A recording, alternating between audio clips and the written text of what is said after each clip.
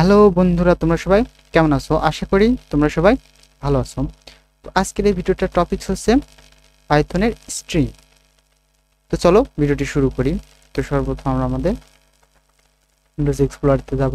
এখান থেকে আমরা একটা পাইথন প্রজেক্টের ভিতরে একটা নতুন ফোল্ডার তৈরি করব, পার্ট 5 নামে।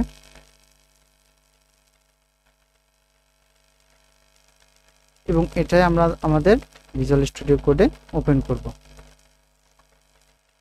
আচ্ছা, পার্ট 5 এখান থেকে আমরা একটা নতুন ফোল্ডার নিয়ে নেব বা একটা নতুন পাইথন ফাইল নিয়ে নেব। আচ্ছা, তারপরে আচ্ছা, তো স্ট্রিংটা কি? পাইথনে স্ট্রিংটা কি মূলত? আচ্ছা, পাইথনে স্ট্রিংটা হচ্ছে একটা ডেটা টাইপ, একটা ডেটার প্রকারভেদ।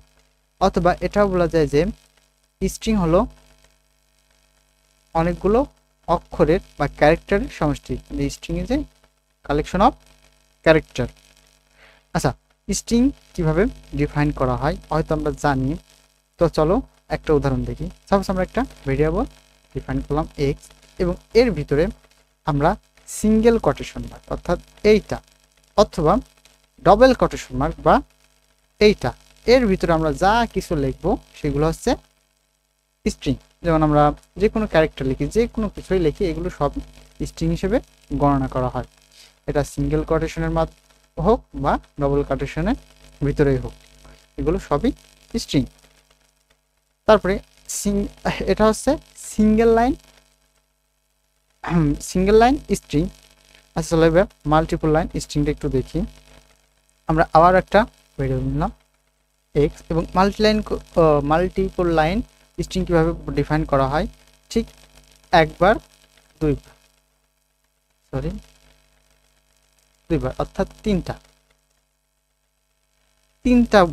ডবল কোটেশন অথবা তিনটা সিঙ্গেল কোটেশন, এর ভিতরে আমরা যা কিছু লিখবো সব কিছুই স্ট্রিং হিসেবে গণনা করা হয়। আমরা এখন মাল্টিপল লাইনেও স্ট্রিং ব্যবহার করতে পারি। এগুলো একটা স্ট্রিং। আমরা যদি এটাকে একটু প্রিন্ট করে দেখি, প্রিন্ট এক্স, এবং এই কোডটাকে রান করবো। অবশ্যই একটা কথা, আমরা প্রত্যেকবার কোড রান করার আগে ফাইলটা সেভ করা উচিত। যেমন ধরো আমি সাপোজ একটা জিনিস কেটে দিলাম, তো এখানে দেখো হালকা সাদা হয়ে আছে। সাদা হওয়া মানে ফাইলটা এখনো আনসেভ অবস্থায় আছে, এবং আমরা যদি কন্ট্রোল এস করি তো এটা সেভ হয়ে যাবে। তো এটা খেয়াল রাখা উচিত, নয়তো দেখা যাবে যে আমাদের পাইথন আমরা কোড ঠিকই করছি কিন্তু এরর প্রবলেম সৃষ্টি করছে। তারপর আমরা পাইথনের কোডটি রান করি, পাইথন index.py, দেন ইন্টার। এটা কি মাল্টিপল লাইন স্ট্রিং প্রিন্ট করেছে। তো আমরা দেখলাম single line string, multiple line string. আমরা এগুলো হচ্ছে সিঙ্গেল কোটের ভিতরেও রেখে স্ট্রিং বর্ণনা করতে পারি, অথবা মাল্টিপল লাইন আছে ডাবল কোটেশনের ভিতরেও রেখে স্ট্রিং লিখতে পারি। তো এবার চলো দেখা যায় স্ট্রিং এর স্লাইসিং। আচ্ছা, সাপোজ আমরা একটা, এগুলো আমি সব কমেন্ট আউট করে দিই। দেওয়ার পর আমরা সেম ভেরিয়েবল নিলাম এক্স, এবং এর ভিতরে একটা স্ট্রিং ডিফাইন করলাম। সাপোজ মাই নেম ইজ মশনবী, একটা স্ট্রিং। এবং এটা যদি আমরা এখন রান করাই, আরও ইন্টার রান করে, স্ট্রিংটা প্রিন্ট হবে। তো স্লাইসিং কি? স্লাইস মানে কি? আমরা এই স্ট্রিংটাকে কাটি ছোট করব, এটাকে বলছে স্লাইস। তো এটা কিভাবে করে? তো আমরা স্ট্রিং এর এখানে লিখলাম একটা স্কোয়ার ব্র্যাকেট, দেন স্ট্রিং এর ইন্ডেক্সিং নাম্বার শুরু কোথা থেকে শুরু হবে এবং কোথায় শেষ হবে। ইন্ডেক্সিং নাম্বার আমরা শুরু দিলাম 1, এবং তারপরে কোলন, তারপরে হচ্ছে দিলাম 5। আচ্ছা, ইন্ডেক্সিং নাম্বারটা একটু দেখি। যে কোনো স্ট্রিং বা অ্যারে লিস্ট যাই বলো, ইন্ডেক্সিং প্রোগ্রামিংতে ইন্ডেক্সিং শুরুই হয় 0 থেকে। অর্থাৎ এই যে মাই এম ক্যারেক্টারটা, এটার ইন্ডেক্সিং হচ্ছে 0, তারপরটা হচ্ছে 1, তারপরে যে হোয়াইট স্পেসটা এটা হচ্ছে 2, তারপরে নেম এটা হচ্ছে 3 n, তারপরে এটা হলো 4। ঠিক এভাবে ক্রমাগত একের পর একের একটা ক্যারেক্টারের ইন্ডেক্সিং নাম্বার আছে। তো 1 মানে কি y এবং কোলন 5 মানে কি এটা ইন্ডিং পয়েন্ট মানে যার ইন্ডেক্স নাম্বার 5 সেখানে যায় শেষ হবে, অর্থাৎ এখান থেকে 1 2 3 4 5 অর্থাৎ যায় শেষ হবে। যদি আমরা এটাকে প্রিন্ট করি কন্ট্রোল এস, তারপর যদি আমরা এটাকে রান করাই আমরা পাবো y থেকে n পর্যন্ত। আচ্ছা এখানে y হচ্ছে 1 নম্বর, এটা হচ্ছে 2 3 4,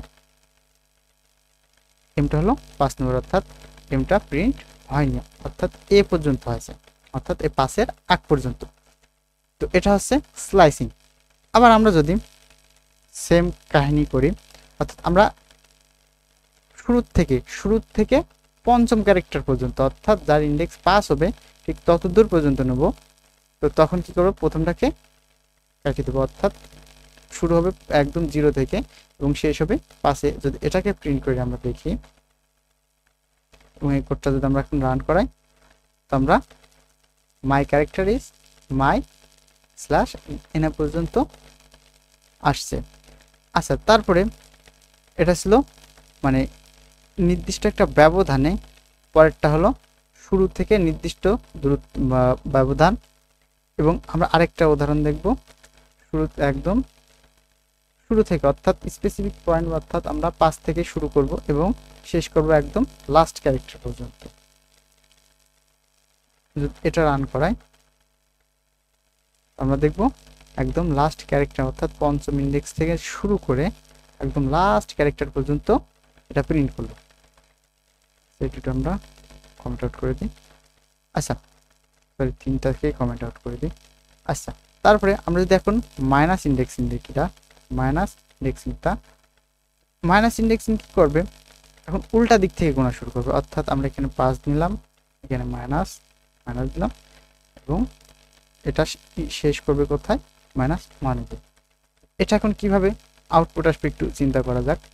-5 মানে কি, এখন ইন্ডেক্সিং শুরু হয় লেফট অর্থাৎ বাঁ দিক থেকে, কিন্তু যখন আমরা মাইনাস দিই তখন ইন্ডেক্সিং শুরু হবে ডান দিক থেকে, অর্থাৎ এটা হবে 1 2 3 4 5 এবং শেষ হবে কোথায়, -1 অর্থাৎ এখানে i থেকে।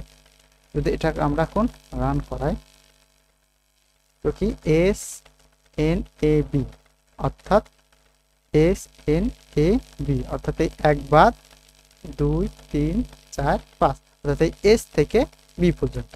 অর্থাৎ যদি আমরা মাইনাস দিই তো উল্টা দিক থেকে ইন্ডেক্সিং শুরু করবে, আমরা যদি প্লাস দিই তো লেফট মানে সোজা দিক থেকে, অর্থাৎ লেফট বা দিক থেকে ইন্ডেক্সিং শুরু হয়। তো এটা ছিল পাইথনের স্লাইসিং। তো চলো এবার দেখা যায় পাইথনের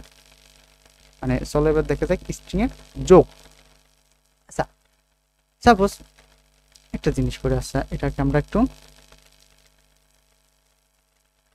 কমেন্ট আউট করে দিলাম। আচ্ছা তারপরে পাইথনের যোগ বলতে কি বোঝায়, যেমন আমরা প্রিন্ট করলাম প্রিন্ট এক্স এবং প্লাস, অর্থাৎ আমরা প্রিন্ট এক্স এর স্ট্রিং এর সাথে আরো যোগ করছি, আরো একটা আমরা স্ট্রিং দিয়ে দিলাম এন্ড। যদি এটা একটু রান করাই তো কি হবে, তো আমরা দেখব যে আমার এই আগের স্ট্রিং মাই নেম ইজ মশনবী এতদূর পর্যন্ত স্ট্রিং ছিল এবং এর সাথে অতিরিক্ত যোগ হলো কি এই এন্ডটা, তাহলে কি স্ট্রিং যোগ এভাবে হয়, অর্থাৎ স্ট্রিং এ আমরা প্লাস অপারেটর বা প্লাস চিহ্ন দিয়ে যোগ করতে পারি, কিন্তু আমরা বিয়োগ করতে পারি না বা গুণ করতে পারবো না, এগুলো শুধু ম্যাথমেটিক্যালি সম্ভব। আচ্ছা তারপরে আরেকটা মজার জিনিস আমি দেখাই তোমাদের, পাইথনে ফরম্যাটিং। আচ্ছা ফরম্যাটিং জিনিসটা কি খুবই কাজে আসে, যেমন আমরা এখানে একটা স্ট্রিং ডিফাইন করলাম, আচ্ছা এগুলো আমি সবই কমেন্ট আউট করে দিলাম, এটাও কমেন্ট আউট থাক। আচ্ছা আমরা একটা ভেরিয়েবল নিলাম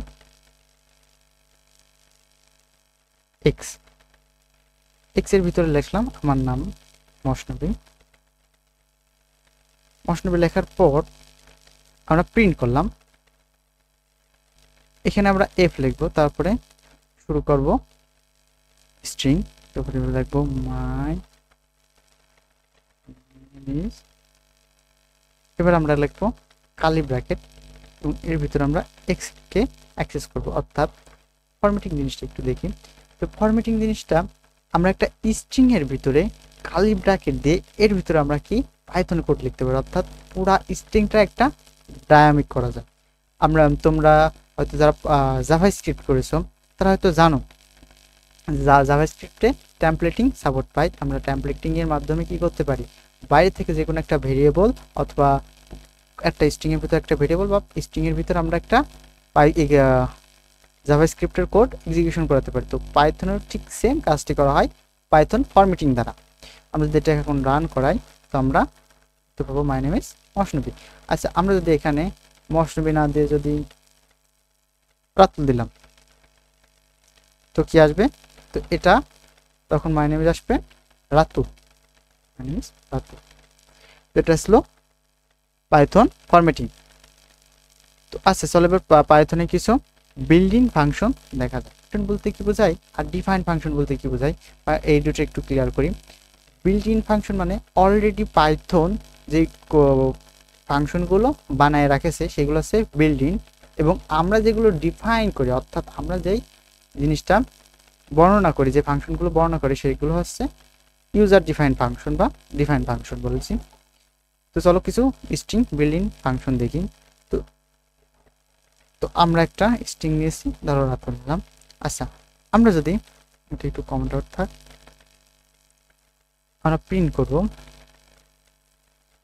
এক্স এক্স ডট। আচ্ছা, ডট করার পর আমরা এই পাইথনের যতগুলো বিল্ডিং ফাংশন আছে সবগুলো আমরা ইউজ করতে পারি।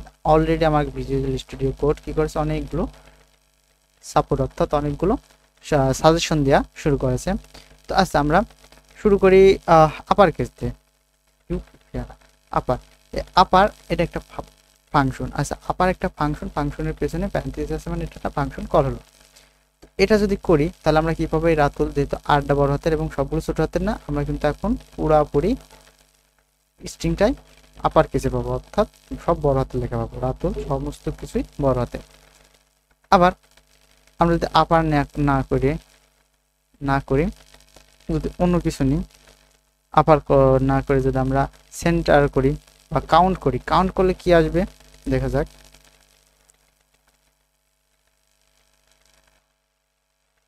কাউন্ট সরি একটা প্যারামিটার নেবে। আচ্ছা, আমরা এই টি ক্যারেক্টারটা দিয়ে দিলাম, তো টি ক্যারেক্টারটা কত নাম্বার বা কত বার আছে সেটা এটা কাউন্ট করে আমাদের আউটপুট দিবে। একবার আছে। আমরা যদি টি এই ক্যারেক্টারের ভিতর আরো দুইটা রাখতাম তো কি হতো, এটা মোট 3টা উত্তর দিত, অর্থাৎ 3। এটা ছিল স্ট্রিং বিল্ডিং ফাংশন কাউন্ট। চল আরো কিছু ফাংশন আমরা দেখি। ডট আচ্ছা, ইনজুইট বলতে কি বোঝায়, ইনজুইট বলতে এর ভিতরে একটা এখন প্যারামিটার দেবো যে আমাদের ক্যারেক্টারটা বা আমাদের এই স্ট্রিংটা কি হিসাবে বা কি নামে শেষ হয়েছে, এটা ট্রু অথবা ফলস রিটার্ন করবে। আমরা যদি এসএস দিই, অর্থাৎ আমরা বলছি যে আমাদের স্ট্রিংটি এসএস দিয়ে শেষ হয়েছে, যদি এটা সত্য হয় এটা ট্রু প্রিন্ট করবে, আর যদি এটা মিথ্যা হয় তো এটা ফলস প্রিন্ট করবে। তো এটা অবভিয়াসলি ফলসই প্রিন্ট করার কথা, কারণ আমাদের ক্যারেক্টারটি শেষ হয়েছে চিচি দ্বারা। আমরা যদি এখন এখানে চিচি দিই তো কি উত্তর আসবে, এটা ট্রু আসবে।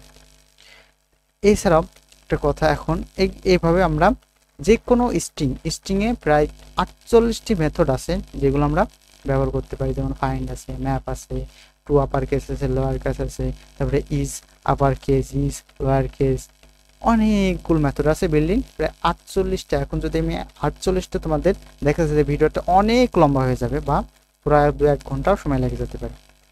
তো আমি চাইবো যে তুমি এই কোডগুলো নিজের কম্পিউটারে প্র্যাকটিস করো এবং এগুলো তুমি ইন্টারনেট থেকে বা গুগল বা ক্রোম থেকে সার্চ করবা। অবশ্যই চ্যাটজিটিপি ব্যবহার করবা না, কখনোই চ্যাটজিটিপি শিক্ষা অবস্থা অন্তত বেসিক কোর্সে চ্যাটজিটিপি আমরা ব্যবহার না করি। কারণ তুমি যদি এই অবস্থায় চ্যাটজিটিপি বা এআই ব্যবহার করো তাহলে দেখা যাচ্ছে কি তুমি আসল জিনিসটা শিখতেই পারবে না, তুমি একটা প্রবলেম আসলে ওই প্রবলেমটা নিজে থেকে সমাধান করতে পারবে না।